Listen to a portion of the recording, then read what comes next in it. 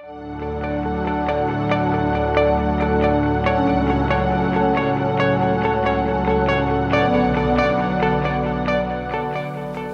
my name is David Schaefer, and I'm the founder of eWS Solutions.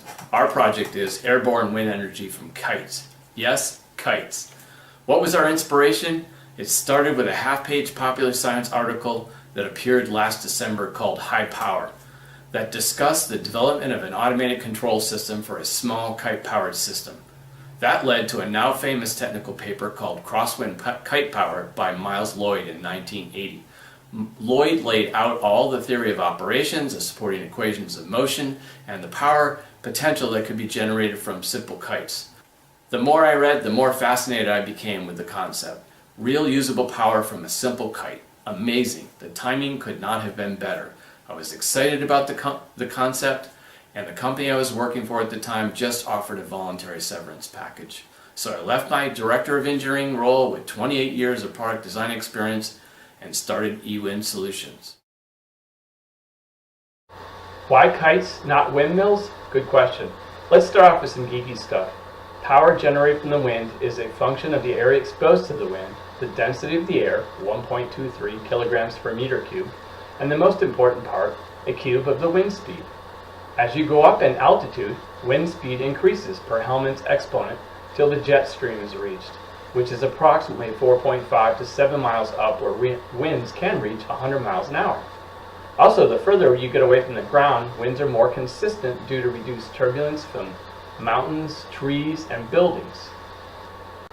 It depends on the terrain, but as a general rule of thumb, if the wind speed at ground level is 10 miles per hour, moving up 400 feet would increase the wind speed to 14.3 miles per hour and result in a 300% increase in available wind power. Closer to the coast, or areas where there's no humans, moving up 400 feet could more than double the wind speed and result in an 800% increase in available wind power. Notice the power of the cube.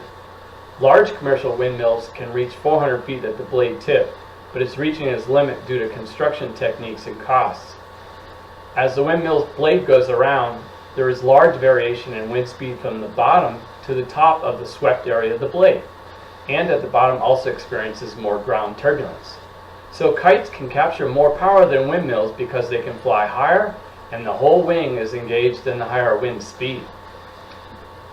The next key element in our power equation is crosswind flight. Ever watch someone on the beach use a 2-string delta kite?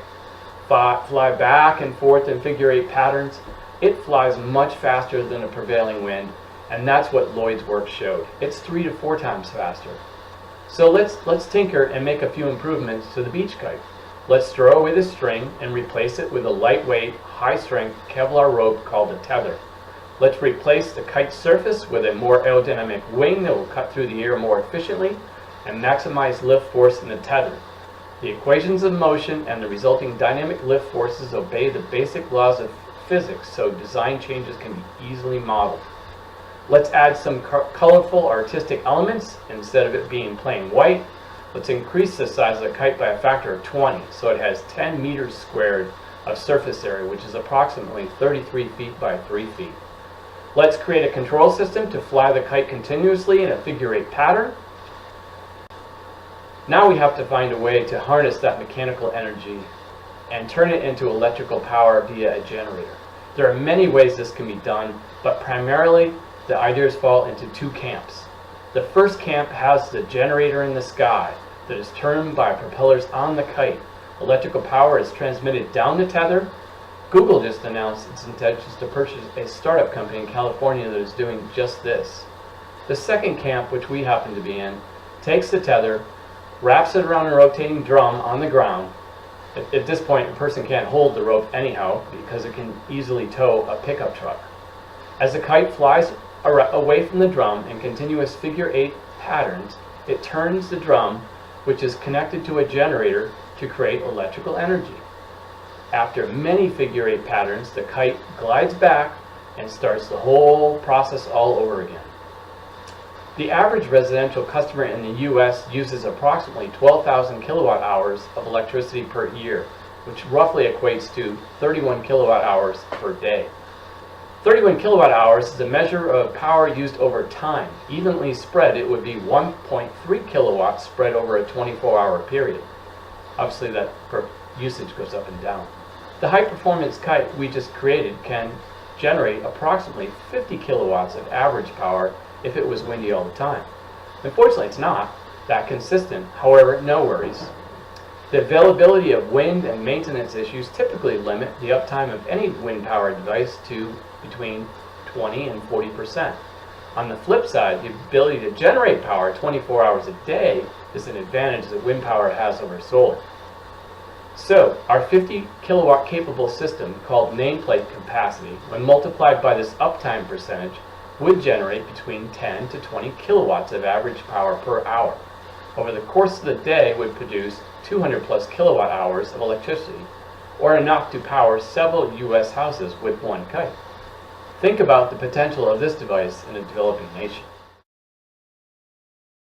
I've greatly oversimplified the system. Hopefully you get the concept. I could continue to talk for hours about this thing. It's a big project, it's a great project. However, a well-defined project scope is critical to our success. Our focus will be on the kite design and controls only. Why?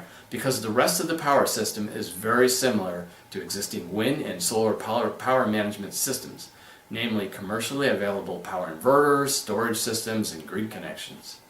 Our goal is to utilize an aerodynamic wing with a single tether, as tether drag is what ultimately limits power, so a single line is important. Use ground generation. System autonomy, or the ability to run reliably 24/7, is critical. So we'll focus on autonomous designs which enable easy launch and retrieval with the highest possible reliability and focused testing in this area. We'll develop controlled surfaces and flight algorithms to enable position-controlled flight via GPS and accelerometers to maximum power generation. This will enable the kite to talk to each other and maximize system packing density in a wind farm application. We'll optimize the system aerodynamics to maximize the lift-to-drag ratio, and we'll utilize structured design of experiments to find the ideal flight path for maximum energy generation. We'll focus on building a strong, light, collapsible, and portable frame to enable easy setup and removal. We'll do a complete failure modes and effect analysis, commonly called FMEA, but we already know that the potential loss of control due to electronic failure or weather is a concern. So we'll need to detect this condition and evaluate several methods to prevent it or address it.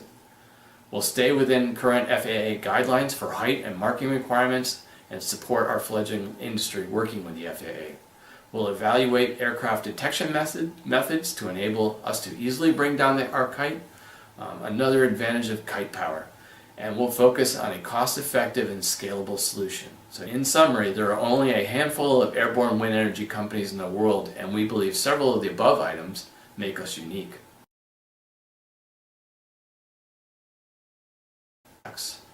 Our goals are lofty, but we believe we can create a clean, renewable energy system for less research, development, and capital funding than traditional wind systems.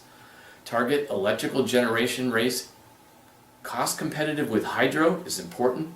Achieve a low life cycle analysis score which measures the true cradle-to-grave cost of energy and its impact on the environment, and create additional jobs. The laws of physics are in our favor. System autonomy and improving reliability is the key challenge.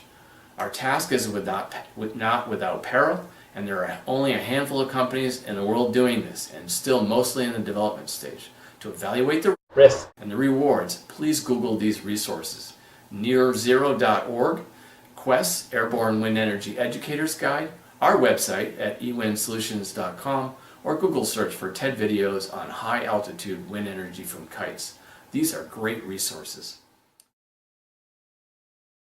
We are eWin Solutions, a small group of experienced mechanical, electrical, and software engineers, managers, and business professionals.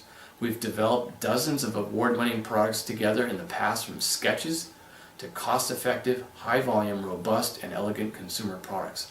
We are determined to utilize our 25 years of experience delivering new product architectures to the commercial market and apply that towards a unique, clean, renewable energy solution.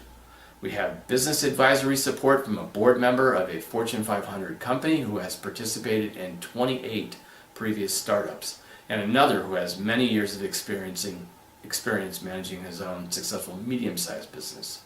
We intend to leverage our accumulated support network of manufacturing, packaging, and regulatory engineers, general and patent lawyers, and our worldwide network of supplier contacts. Where are we? We are truly in the infancy stage of this project, and funding is crucial. We spent the last 5 months carefully scoping this project, reviewing technical white papers written on this subject, building our analytical power models, researching material and construction choices, building a cost model, evaluating costs of competitive solar and windmill technologies, and doing patent research on existing airborne wind energy patents worldwide, most of which have been written in the last 5 years. We've also got about a dozen IP ideas brewing ourselves. We want to be responsible with your contributions, so we believe in keeping costs low and supporting other development projects. We plan to donate 3% of the working profit generated by this project after we cover our fundraising costs to the open software tools network we use for engineering analysis, flight control, and workflow, and to a few wind energy associations out there who are helping to educate the world and address government regulations that hinder our cause. Our short-term focus is finish the dynamic energy production model, close on some strategic partnerships with various academia who can help to validate and generate our analytical models, continue to optimize the design, finish sizing remaining costs, build a strong business case, and then start to review drawings and negotiate costs with suppliers. Goal is order a prototype before the end of this summer. The project has some incredible challenges that I'm really excited about. Your funds will support that first functional prototype, which is a major hurdle towards acquiring additional business development funding. We need your financial support, and we're willing to keep you updated on a regular basis so you can experience the development process, feel the excitement, and be part of the journey towards a better, cleaner tomorrow.